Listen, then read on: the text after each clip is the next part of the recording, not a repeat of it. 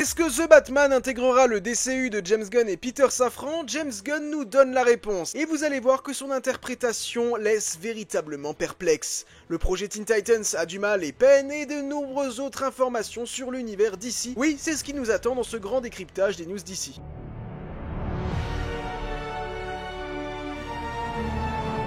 Salut les DCivores, j'espère que vous allez tous très bien. Quel plaisir pour moi de vous accueillir dans un nouveau décryptage des news DC.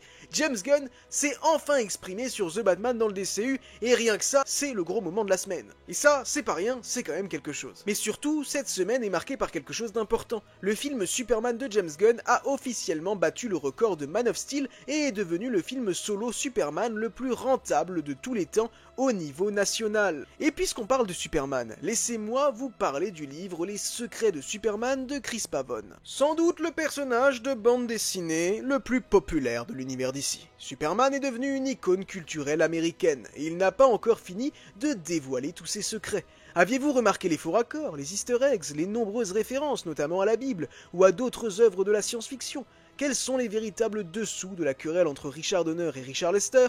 Superman ne ment-il réellement jamais comme il le prétend?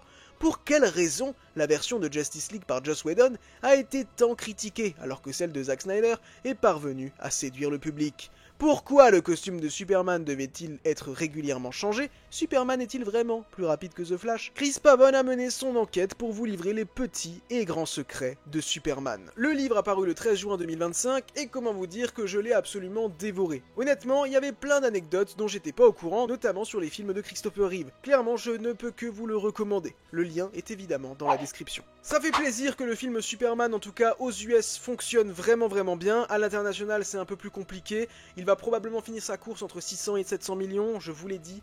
C'est satisfaisant, je pense quand même qu'ils avaient des ambitions plus hautes, mais relativement c'est quand même satisfaisant. En tout cas les US ont vraiment bien accueilli ce film et ça fait très plaisir pour DC Studios à ce niveau-là. Le prochain programme à sortir est Peacemaker saison 2. Et les acteurs de Peacemaker saison 2 disent que la presse ne peut pas voir les épisodes 6, 7 et 8 parce qu'il y a des trucs absolument fous qui se passent dedans. Et James Gunn a même déclaré que dans cette saison il fallait s'attendre à de nombreux caméos, de personnages passés, de personnages futurs, clairement des choses très intéressantes. On peut imaginer éventuellement le retour de certains personnages de The Suicide Squad, comme par exemple Bloodsport, ou alors peut-être Ratcatcher 2, mais également peut-être des personnages de créatures commandos, qui sait, peut-être la première créature en live action, ce serait quand même vachement cool d'avoir un G.I. Robot, ou de retrouver la fiancée, ouais, ou même Eric Frankenstein, pourquoi pas. Après tout, il a créé des liens avec Rick Flag Senior, alors j'ai envie de vous dire, pourquoi pas. Et rappelons encore une chose, James Gunn a teasé un énorme caméo à la fin de la saison, il ne doit pas se planter. Pour moi, c'est Lex Luthor ou c'est Superman, éventuellement Green Arrow. Et James Gunn est passé en interview, et il a déclaré que Sergent Rock est toujours en développement. The Authority visiblement ne l'est plus. J'ai du mal avec ce projet Sergent Rock, étant donné que je pense que c'est avant tout une question d'ego. Le film avait été mis de côté, étant donné que Warner veut se diriger vers des grosses licences, et du coup Sergent Rock a été clairement mis de côté, car il n'est pas une licence encore assez forte. Mis de côté, pas annulé, mais peut-être un jour, voilà, on le balaye sous le tapis. Luca Guadagnino, ça ne lui a pas plu, visiblement je pense, j'imagine que c'est ça, il a quitté le projet, et comme par hasard, James Gunn maintenant, Sergent Rock, Sergent Rock, Sergent Rock. Je pense qu'il y a peut-être une petite question d'ego qui se cache derrière tout ça. Ce film Sergent Rock verra véritablement le jour. Moi déjà, supposons quelque chose. Si ce film était transformé en un film Justice Society of America, avec l'implication importante du personnage de Sergent Rock dedans, ça passerait déjà beaucoup mieux. Mais un film Sergent Rock, et si jamais le film c'est Sergent Rock mais avec la JSA à côté, ça me rappellera Black Adam. Faites un film Justice Society pendant la Seconde Guerre mondiale, mettez-y le personnage de Sergent Rock en parallèle, clairement, il y a moyen de faire quelque chose d'intéressant. Bon, qui va le réaliser? Est-ce que ce film verra véritablement le jour? Ça, malheureusement, je n'ai pas encore la réponse, mais visiblement, ils ont bel et bien un script, maintenant, on verra, advienne que pourra, The Authority de son côté, c'est compliqué. Bon. La grande question lui a été posée, mais avant qu'on rentre dans le vif du sujet, si vous n'êtes pas encore abonné à cette chaîne et que vous ne voulez rien manquer de l'actualité DC Comics, des théories farfelues et même du lore, etc., pareil pour Marvel et la pop culture de manière générale, n'hésitez pas à vous abonner à cette chaîne, ça me ferait super plaisir et ça témoignerait vraiment de votre soutien. Vous pouvez également activer la cloche, laisser un pouce, me rejoindre sur Instagram et TikTok NateVerseFR, il y a du contenu exclusif, et me dire dans les commentaires, selon vous, ce sera quoi les gros caméos de cette saison 2 de Peacemaker? Pattinson dans le DCU, voici la réponse de James Gunn. Ce n'est pas ce qui se passe actuellement. Écoutez, tout est en constante évolution. Alors on verra ce qu'on fera ensuite. Je sais d'avance que certains dans les commentaires vont me dire « Nate, tu forces, t'es chiant, il dit non ». Les gars, il ne dit pas non. Il ne dit pas non, c'est en train d'arriver. Je vous le dis, c'est en train d'arriver. C'est clairement en train d'arriver, il est en train de préparer ses pions, il est en train de poser ses trucs, et de toute façon, c'est pas sur un petit tapis rouge comme ça, une question qu'un journaliste va lui poser, qu'il va répondre « Monsieur James Gunn, est-ce que Robert Pattinson va intégrer le DCU aux côtés du Superman de David Corenswet? Vous croyez vraiment que le mec il va être là ?» Oui. Le pétard mouillé, total, mais total. Non. Il faut quelque chose de plus intéressant, il faut quelque chose de plus grandiose. On parle quand même de Batman, on parle d'une annonce qui retournerait totalement Internet. Mais je pense concrètement que c'est en train d'arriver. Et vous savez, le tonton, OTH La Passion d'ici, sa chaîne est dans la description, avec qui j'adore théoriser par rapport à Robert Pattinson dans le DCU, et on est à peu près sur la même longueur d'onde. Il m'a beaucoup aidé à créer la théorie que je vous ai partagée récemment, et là on continue de théoriser. Et c'est lui qui m'a guidé sur une piste intéressante que je n'avais même pas encore imaginée à la base tout seul, concernant le projet Teen Titans. En effet, James Gunn s'est exprimé sur le film Teen Titans en déclarant qu'il n'y a pas encore de script. Et en février, pourtant, selon des médias sérieux, la première draft avait été rendue. Il a déclaré que pour l'instant c'est en stand-by, et Anna Nogueira, qui écrivait donc ce script, a été mise sur Wonder Woman.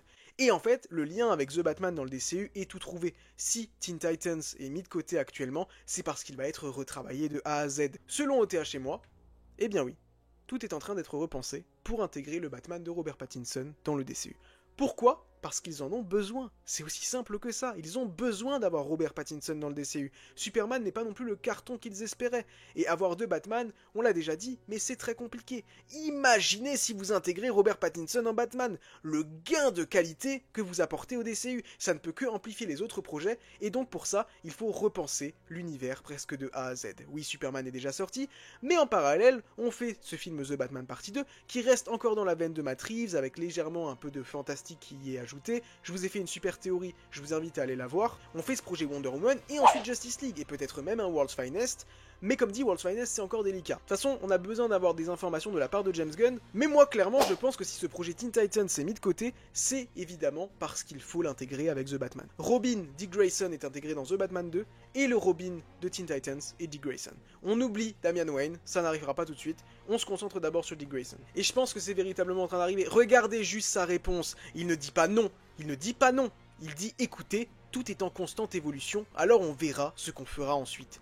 Car oui, les choses sont en train de bouger, il n'y a pas de Batman du DCU. Je ne pense même pas qu'il y ait un script en cours d'écriture pour The Brave and the Bold. Peut-être que je me trompe, mais à ce moment-là, il a aucun intérêt à juste ne pas dire non. Si vraiment c'est fixé, il dit non et c'est fini. Ça montre encore une fois vraiment, s'il y a un autre Batman, qu'ils savent vraiment pas dans quelle direction ils vont. Imaginez si vraiment on part du principe qu'il y a bel et bien un nouveau Batman dans le DCU. Il est même pas sûr que c'est pas Pattinson. Les chances les plus hautes aujourd'hui, c'est que Pattinson soit le Batman du DCU. Est-ce que c'est déjà acté? Est-ce que c'est déjà signé? Je ne sais pas. Comme on l'a dit avec OTH, de toute façon, Matt Reeves posera ses conditions, ou a déjà posé ses conditions si les choses ont été réglées. J'ai tendance à penser que ça a été réglé, parce que vas-y, il y a Clayface qui commence bientôt son tournage, et si ça a lieu dans l'univers de Pattinson, on le remarquera tout de suite. Déjà, chose intéressante, Matt Reeves a fortement contribué au casting de Clayface. Il est producteur sur le film, mais il n'a pas juste été producteur sympa comme ça, sans plus. Il a vraiment participé au casting du personnage de Clayface. Donc oui, il y a forcément des garanties derrière. Et alors quand est-ce que ce sera annoncé? C'est difficile à dire. Mais avec OTH, on a imaginé un truc sympa. Imaginez le film Clayface sort l'année prochaine en septembre 2026. Non, pas de caméo de Batman dans le film. Mais sur un journal de la Gotham Gazette apparaît le visage de Bruce Wayne. Et c'est nul autre que le visage de Robert Pattinson. Et à ce moment-là, ça confirmerait subtilement, justement, que Pattinson est le Batman du DCU. Juste avant, évidemment, une énorme maxi-annonce. Bon, ça ferait encore 1 an d'attente, c'est pour ça quand même que je suis un peu sceptique. Est-ce qu'on va véritablement encore attendre 1 an avant d'avoir la réponse de qui incarnera Batman dans le DCU? Je ne sais pas. Ou alors, l'autre hypothèse, c'est bel et bien que son prochain projet c'est World's Finest et que c'est avec The Batman, du coup en team-up. Et à ce moment-là, on le saura avant la fin de l'année. Ou peut-être au moment du début de la production de The Batman Partie 2. De mon côté, je mettrais bien 80% sur le fait que Robert Pattinson est le Batman du DCU. Vraiment. Parce qu'il y a des éléments qui montrent qu'il y a des choses qui vont dans un certain sens. Et comme dit, si je me trompe, c'est pas grave, hein. Moi j'accepterais totalement de me tromper, et je serais content si on a un nouveau Batman. J'ai aucun problème avec le fait d'avoir un nouveau Batman. Je serais très chaud pour que ce soit Brandon Sklenar. Mais faut avouer que l'idée d'avoir Pattinson dans le DCU est aussi alléchante. Enfin bref, fallait vraiment qu'on en parle, c'est une très grosse information. Donnez-moi votre avis tout de suite dans les commentaires, je veux absolument vous lire là-dessus. Et nous on se donne rendez-vous très bientôt à Gotham.